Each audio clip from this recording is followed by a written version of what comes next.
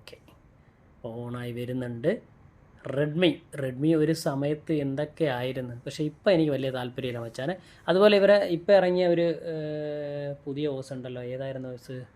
അയ്യോ, ഹൈപ്പറോസ്. അത് എനിക്കിഷ്ടപ്പെട്ടു കേട്ടോ.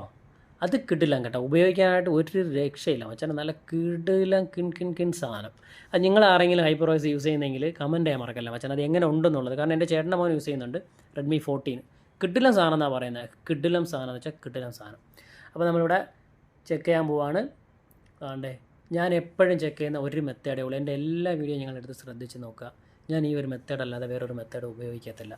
ആപ്ലിക്കേഷൻ നെക്കി പിടിക്കും, എല്ലാ സ്ഥലത്തോട്ടും ഒരു കറക്കും, ഒരു ഗ്യാപ്പില്ലാതെ ഇങ്ങനെ കറക്കും. അത് തന്നെയാണ് എൻ്റെ ചെക്കിങ്.